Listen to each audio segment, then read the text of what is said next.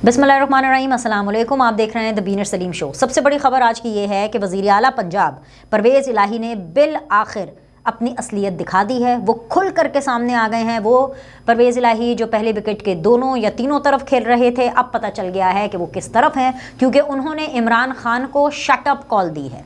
और इमरान खान को इसलिए शट अप कॉल दी है कि वो इमरान खान साहब को ये कह रहे हैं कि पाकिस्तान तहरीक इंसाफ को गैर जिम्मेदाराना बयानात नहीं देने चाहिए। साथ ही साथ वो इतने खुमार में हैं और इतनी आकड़ में हैं, मतलब अभी कॉन्फिडेंस में उनको मिल रहा है ना, बेजाहिर बात है जिन लोगों के वो स्पोक्स पर्सन रहे हैं और इमरान खान को जिस तरह से वो शट अप कॉल दे रहे हैं, उन्होंने साफ ये कहा है कि भाई एतमाद का वोट लेने का मकसद ये है कि जो गवर्नर है उसके ख़त को तस्लीम करना है, तो लिहाजा एतमाद के वोट की तरफ भी वो नहीं जाएंगे। इस हवाले से क्या तफसीलात हैं वो मैं आपको ज़रूर बताऊंगी, लेकिन सबसे पहले मैं ये चाहती हूँ कि आप सब मिल करके इस डिजिटल प्लेटफॉर्म के ऊपर ये तस्वीर देखें जो चल रही है। ये तस्वीर जो है ये DGISI की है और ये तस्वीर बहुत ज़्यादा इंपॉर्टेंट है। और मैं आपको ये भी बताऊंगी कि ये तस्वीर मैं क्यों चला रही हूँ। ये तस्वीर इसलिए बहुत ज़्यादा इंपॉर्टेंट है क्योंकि अगलों ने ISI का सबसे तगड़ा जो ऑफिसर था उसको शहीद कर दिया। और फिर हमने देखा कि DGISI अपने इदारे के शोहदा के साथ, उनके लवाहिकीन के साथ साथ खड़े हैं। ये तस्वीर इसलिए ज़रूरी है क्योंकि जब कौमी सलामती का इजलास होता है उसके बाद जो अहम फैसले होते हैं वो भी मैंने आप तक पहुंचाए। एक वो अहम फैसले थे जिनका नोटिफिकेशन जारी हुआ, एलामिया जारी हुआ, और कुछ वो अहम फैसले थे जो हमने ज़राए के एतबार से जो खबरें मिलती हैं कि एक्चुअली और भी ये चीज़ें अंदर डिस्कस हुई थी, उस हवाले से भी हमने आपको आगाह किया कि नो टॉलरेंस यानी ज़ीरो टॉलरेंस, अदम बर्दाश्त की जो पॉलिसी है वो अपनाई जाएगी। क्योंकि पहले तो ऑब्वियसली दहशतगर्दों से बातचीत करी जाएगी, अगर वो नहीं माने तो फिर ऑपरेशन क्लीन अप होगा। और ये तस्वीर इसलिए ज़रूरी है क्योंकि जो DGISI हैं जनरल नदीम, वो बहुत ज़्यादा लाइमलाइट में रहना या तस्वीर बनवाना, तस्वीरों में रहना, ख़बरों में रहना पसंद नहीं करते, बल्कि वो ख़ुद से जब उन्होंने अपनी पोस्ट, अपनी डेजिग्नेशन संभाली थी तो तभी उन्होंने ख़ुद कहा था कि he wants to stay away from news, बल्कि वो ये भी पसंद नहीं करते कि उनकी तस्वीर आए। लेकिन जब ये तस्वीरें आईं, आप ये देख सकते हैं, जब ये तस्वीरें आईं, वो कहते हैं ना अंग्रेज़ी में एक टर्म है कि these pictures are worth 1000 words. मेरा तो ख्याल है these pictures are worth million words, इसलिए क्योंकि इस तस्वीर से बहुत से लोगों को पैगाम जाता है और जाना चाहिए। सबसे पहले तो दहशतगर्दों को कि भाई आपके साथ ये होने वाली है कि अगर DGISI जो चीज़ नापसंद करते हैं, अपने आप को पब्लिक में लाना, उनके ऊपर स्पॉटलाइट लाना, तो अगर वो अपने शोहदा और उनके लवाहिकीन के साथ इस तरह से खड़े हो सकते हैं तो दहशतगर्दों को सोचना चाहिए कि वो उनके साथ क्या करेंगे और क्या पॉलिसी बनने जा रही है और क्या पॉलिसी है, विच इज़ ज़ीरो टॉलरेंस की पॉलिसी। और दूसरा, हर वो शख्स जो कि इदारे के ऊपर उंगली उठा रहा है, इदारे को बदनाम कर रहा है, उसको भी सबक सिखाया जाएगा। अब मैं यहाँ पर बात करूँगी इमरान, मैं ये नहीं कह रही हूँ, मेरी इस बात को ये ना समझा जाए, मैंने ये तो नहीं कहा कि भाई जो DGISI हैं वो इमरान खान के ख़िलाफ़ कोई एक्शन करने वाले हैं। पर अगर कोई चीज़ इदारे के ख़िलाफ़ जाएगी तो DGISI क्या पूरा का पूरा इदारा उस शख्स के ख़िलाफ़ होगा और अपने इदारे के साथ खड़ा होगा। ये बहुत क्लियर लाइन है, समझने वाले के लिए इसमें बहुत सी निशानियाँ हैं, पर अक्ल हो ना इस किसी के पास ये समझने के लिए। अब मैं इमरान खान की तरफ आती हूँ। इमरान खान की तरफ क्यों आ रही हूँ ये भी बहुत ज़रूरी है, क्योंकि इमरान खान वापस इक़्तिदार में आने के लिए इतने डेस्परेट हैं, इतने बेचैन हैं, वो बस किसी ना किसी तरह इक़्तिदार में आना चाहते हैं कि उस चक्कर में वो आग से खेल रहे हैं, वो होता है ना बॉम्ब से खेल रहे हैं वो। और इतने होच्छे, इतने संगीन और इतने भोंडे किस्म के इल्ज़ामात लगा रहे हैं। बच्चे को भी पता है, बच्चे को पता है कि जो वो इल्ज़ामात लगा रहे हैं ना वो झूठ है। जैसे कि इमरान खान ने कल ये बोला कि जो जनरल बाजवा हैं वो अपने इक़्तिदार के लिए, यानी जनरल बाजवा अपनी पावर के लिए, अपनी पोस्ट के लिए, अपनी ताकत के लिए, अपने इक़्तिदार के लिए जनरल बाजवा मुल्क में इमरजेंसी लगाना चाहते थे और इस हद तक अपने इक़्तिदार के पीछे थे कि उन्होंने मुझे यानी इमरान खान को मरवाने की साजिश रचाई। समझ रहे हैं आप? ये बयान संगीन तो है क्योंकि आज तो वो जनरल बाजवा कह रहे हैं ना, आज से मेरा मतलब है कि हालिया टाइम में, लेकिन जिस टाइम की वो बात कर रहे हैं ना उस टाइम पर वो सिर्फ और सिर्फ जनरल बाजवा नहीं थे, वो मुल्क के आर्मी चीफ थे। वो पाक अफवाज के सिपा सिलार थे, समझ रहे हैं आप। तो उन्होंने बेसिकली अपने दौरे हुकूमत में जब वो वजीर आजम थे तो अपने आर्मी चीफ के ऊपर ये इल्ज़ाम लगाया कि वो इमरजेंसी लगाना चाहते थे और वो मुझे कत्ल कराना चाहते थे। इसके बाद तो वैसे क्या ही बचा, खैर मतलब हमें तो कुछ बईद नहीं है ना इमरान खान साहब से, वो तो कुछ भी बोल दें, क्योंकि वो इतने पॉपुलर हैं, वो कुछ भी बोल देंगे तो चल जाएगा। लेकिन क्या हुआ ना, बोल दिया, उसके बाद भारी पड़ गया। कैसे? वो ऐसे कि खुद तो बोल दिया, फवाद चौधरी ने फटाफट ट्विटर पे आए, उन्होंने कहा कि भाई उनको भी पता चल गया, उन्होंने कहा खान साहब की बोल रहे हैं, मतलब खान साहब ने क्या बोल दिया। फटाफट ट्विटर पे गए, ठक ठक ठक टाइपिंग शुरू की, लिखते हैं जी statement attributed to chairman PTI Imran Khan are misleading and out of context. यार ये तो मुझे एक तो लगता है कि सारे सियासतदानों को ना आउट ऑफ कॉन्टेक्स्ट का मतलब इनको पहले समझाना पड़ेगा। Misleading and out of context. He will be addressing a press conference tomorrow on GIT revelations. We cannot pin blame until investigations are finalized. जब फवाद चौधरी साहब आप खुद ही ये फरमा रहे हैं कि हम प्रेस कॉन्फ्रेंस करेंगे और जब तक हम इन्वेस्टिगेशन फाइनलाइज नहीं कर लेते हम किसी पे इल्ज़ाम नहीं लगा सकते, तो फिर इमरान खान साहब ने कैसे जनरल बाजवा के ऊपर इतना भोंडा और इतना संगीन इल्ज़ाम लगाया? नंबर एक। नंबर दो ये कि जब इमरान खान साहब ने बोल ही दिया तो उसके बाद फवाद चौधरी साहब को ये जो मिसलीडिंग और आउट ऑफ कॉन्टेक्स्ट क्या, मतलब फिर आप ये बताएं ना कि सही कॉन्टेक्स्ट क्या था। फिर फवाद चौधरी साहब सिर्फ ये ट्वीट ना करते, ट्वीट वो बयान भी करते इमरान खान साहब का कि भाई ये था बयान और ये आउट ऑफ कॉन्टेक्स्ट। क्या आउट ऑफ कॉन्टेक्स्ट? क्या अजीब ड्रामेबाजी लगाई हुई है फवाद चौधरी साहब ने।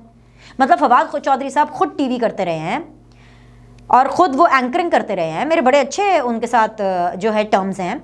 He is a wonderful man. लेकिन इसका ये मतलब थोड़ी है कि आप खुद टेलीविजन करते रहे, आपको खुद पता है कि एंकरिंग कैसे होती है, टेलीविजन कैसे चलता है। आप उन्हीं टेलीविजन के लोगों को यानी सहाफ़ियों के बारे में ही कह रहे हैं ना कि आउट ऑफ कॉन्टेक्स्ट मिसलीडिंग। क्या आउट ऑफ कॉन्टेक्स्ट? जो खान साहब ने बोला वो डाल दिया। और जो अगर इमरान खान साहब की जो तकारीर है या इंटरव्यूज़ अगर लाइव नहीं चल रहे, एज लाइव करके चल रहे हैं, तो अगर वो कुछ ऐसा बोल रहे होते हैं तो उसके ऊपर से बीप लगाते हैं या उस लफ्ज़ को म्यूट कर देते हैं जब वो बोल रहे होते हैं। ऐसा नहीं होता कि कुछ और ही बना दें, ऐसा तो आज तक कभी नहीं हुआ। इसमें मिसलीडिंग और आउट ऑफ कॉन्टेक्स्ट क्या है? फिर आप वो बयान भी देना, आप दे, हम चलाएंगे कि ये इमरान खान साहब ने कहा और देखें जी ये फलाने फलाने चैनल ने या ये फलाने फलाने रिपोर्टर ने या ये फलाने फलाने जर्नलिस्ट ने या फलाने फलाने एंकर ने मिसकोट किया। अबे आप तो कुछ भी बोल देते हैं और उसके बाद बल्ली आप बाकियों पर डाल देते हैं। वही ब्लेम गेम जो कि पीटीआई का वतीरा रहा है, वही ब्लेम गेम जो इमरान खान साहब कर रहे हैं कि सब बुरा जो है वो जनरल बाजवा ने किया। हम नहीं कहते कि उन्होंने अच्छा किया, जनरल बाजवा ने बुरा किया क्योंकि उन्होंने अपने आइन से अपनी जो मैंडेट है जो जनरल बाजवा का था कि भाई वो पाक अफवाज के सरबराह हैं और वो सियासत में इंटरफेयर नहीं कर सकते, लेकिन उन्होंने सियासत में इंटरफेरेंस की, सियासत में मदद की इमरान खान की। तो इमरान खान ने क्या किया? वो मदद दे रहे थे, इमरान खान मदद ले रहे थे। और अगर किसी टाइम पर जनरल बाजवा ने मदद नहीं दी या फॉर एग्जाम्पल इंटरफेयर करने की सियासी मामलात में कोशिश ना की हो जाता है, बहुत से वाक़यात होते हैं, तो उसमें इमरान खान साहब ने उनको कहा कि नहीं बाजवा साहब तुसी ऐ भी कराना है, सेनेट में भी हमारा साथ देना है, बजट में भी हमारा साथ देना है। बाजवा साहब ने भी आमीन पड़ी। तो बेसिकली ये दोनों तीसरे जनरल फैज़ भी मिला लेना, ये तीनों शामिल थे। तो खाली इमरान खान साहब जनरल बाजवा को बुरा नहीं कह सकते, अपने आप को भी तो कहे ना, या तो फिर मान ले कि आप अपने इतने कमज़ोर थे। You were a spineless prime minister, आपकी कोई रीढ़ की हड्डी नहीं थी बहैसियत एक वजीर आज़म, आप नहीं उनको मना कर सके। खैर जी, फिर उसके बाद प्रेस कॉन्फ्रेंस भी हुई। वो प्रेस कॉन्फ्रेंस जो फवाद चौधरी साहब अपनी ट्वीट पे बता रहे थे, वो आज प्रेस कॉन्फ्रेंस हुई। जब वो प्रेस कॉन्फ्रेंस हुई अपेरेंटली जो भी उन्होंने मीडिया से गुफ्तगू की, जो भी आपने कहना है, खिताब कहना है, जो भी कहना है, उन्होंने जो भी मीडिया से गुफ्तगू की उसके अंदर कौन सा उन्होंने स्टांस बदला? कन्फ्यूजन। एक तो मुझे लगता है कि एक ही टाइम पे ना 3-4 किस्म के इमरान खान बोल रहे होते हैं, मतलब स्प्लिट पर्सनैलिटी डिसऑर्डर है इमरान खान साहब को। अलग अलग किस्म की वो जो है वो बातें करते हैं और मज़े की बात पता है क्या, एक ही नशिस्त में अलग अलग बातें करते हैं। जैसे कि उन्होंने तकरीर का इख्तिताम या जो आज बात उन्होंने की उसका इख्तिताम उन्होंने इस पर किया कि मैं फ़ौज का बहुत एहतराम करता हूँ, मैं पूरे इदारे की बात नहीं कर रहा, इदारे में 1-2 लोग, ठीक है। कट टू आप इससे 2 दिन पहले चले जाएं। 2 दिन पहले इमरान खान साहब ने क्या कहा था? इस्टेब्लिशमेंट क्या होती है? इस्टेब्लिशमेंट सिर्फ और सिर्फ आर्मी चीफ है। अब जो 2 दिन पहले इमरान खान साहब ने बोला वो ठीक था क्या? अभी ठीक था? अच्छा, अभी की नशिस्त में भी एंड पे बोला कि मैं फ़ौज की इज्जत करता हूँ, मैं बहुत एहतराम करता हूँ, 1-2 लोग हैं, लेकिन पूरी की पूरी तकरीर के अंदर बार बार ये कहते रहे कि एक आदमी, मैं उससे मुखातिब हूँ, वो उस एक आदमी से, उस एक आदमी से, उस एक आदमी से। अरे भाई उस एक आदमी से जिसका आप एक रोज़ पहले नाम ले रहे हो, जो कि जनरल बाजवा है, और आप नाम ले चुके हैं, उसका फिर आज आपने एक आदमी कह करके पूरी की पूरे इदारे के ऊपर आपने सवाल उठा दिया कि वो आदमी कौन है। मतलब कमाल करते हैं। फिर उसके बाद कोर्ट के ऊपर भी आपने चढ़ाई कर दी, अदले के ऊपर भी आपने चढ़ाई कर दी। भाई मैंने तो कहा था इलेक्शंस हो, स्केड्यूल हो जाए, इलेक्शंस होने चाहिए, नहीं कराए इलेक्शंस अदलिया ने। मतलब कमाल बात करते हैं भाई। और इसलिए मैं कह रही हूँ कि बहुत ही भोंडा इल्ज़ाम है, क्योंकि पंजाब की हुकूमत इनकी, पंजाब की इंतज़ामिया इनकी। जिस जगह इमरान खान साहब के ऊपर कातिलाना हमला हुआ, जो अटैक हुआ, वो जगह पंजाब की एडमिनिस्ट्रेशन के अंडर आती है, लेकिन इसके बावजूद एक गवाही नहीं, कोई शवाहिद नहीं जो इस तरफ बताएं, क्या इशारा भी करें कि हाँ भी जनरल बाजवा इसमें था। फिर कभी बोल रहे हैं आज ही कि भाई वो इदारे के अंदर से इनको खबर मिली थी कि इनके कत्ल का प्लान बना रहे हैं। या तो आप डिसाइड कर लेना इदारे आपके साथ थे या आपके साथ नहीं थे। अभी आप किसी तरफ टेकेंगे तो फिर सही हो रहा है ना आपके साथ, फिर आपके साथ सही हो रहा है जो परवेज़ इलाही कर रहे हैं। परवेज़ इलाही ने ठक करके बोला भाई ऐसी की तैसी, just shut up Imran Khan. क्या एतमाद का वोट लो, पता है ना आपको ड्यूटियां लगाई थी इमरान खान ने कि जी बस जी एतमाद का वोट लेना है 11 जनवरी से पहले हर हालत में। इन्होंने फिर बोलना शुरू किया बाजवा के खिलाफ और ऐसी वैसी बातें बोल दी इन्होंने बाजवा साहब के बारे में, कत्ल तक के इल्ज़ामात तो लगा दिए उनके ऊपर। हालांकि जो FIR थी जिसके ऊपर कटाने पे बहुत जोर हो रहा था, उसमें तो शहबाज शरीफ, राना सनाउल्लाह और एक दूसरे फौजी अफसर का नाम था, उसके अंदर तो जनरल बाजवा का नाम नहीं था। क्यों नहीं था तब, पता नहीं। और अब यकायक उनको याद आ गया कि जिस जनरल बाजवा। तो फिर परवेज़ इलाही ने सही इनको डांट पिलाई ना कि भाई पहले आप ये बयानात देने बंद करें, गैर जिम्मेदाराना बयानात मत दें, पहले कोई होश के नाखून लें, अपनी अकल ठिकाने करें। और फिर उसने कहा चलें फारिग चलें जाएं, न सोए तो मैंने वोट ऑफ कॉन्फिडेंस भी नहीं लेना, मैंने कोई एतमाद का वोट नहीं लेना। अगर एतमाद का वोट ले लिया तो उसका तो मतलब है कि जो गवर्नर है उसके ख़त को तस्लीम कर लिया। तो अब क्या होगा? अब ये होगा कि भाई जो डिवाइड है परवेज़ इलाही और इमरान खान की वो वाज़े है, लेकिन इमरान खान परवेज़ इलाही को इसलिए आंखें और अपने दांत और पंजे नहीं दिखा सकते, वो इसलिए नहीं दिखा सकते क्योंकि परवेज़ इलाही वज़ीर आला हैं पंजाब के और इमरान खान मजबूर है। इमरान खान मजबूर है ये सब कुछ बर्दाश्त करने के लिए। तो फिर ऐसों के साथ तो ऐसा ही होता है। तो अब क्या होगा? अब ये होगा कि भाई सेशन के अंदर हा ही ली क्रिएट करने की कोशिश की जाएगी, है डिले करने की कोशिश की जाएगी, और किसी ना किसी तरह 11 जनवरी को मामला कोर्ट के अंदर ही वापस जाएगा और फिर कोर्ट इसका हल निकालेगी। लाइक करें, सब्सक्राइब करें। आपसे अगले द बीनर सलीम शो में मिलते हैं।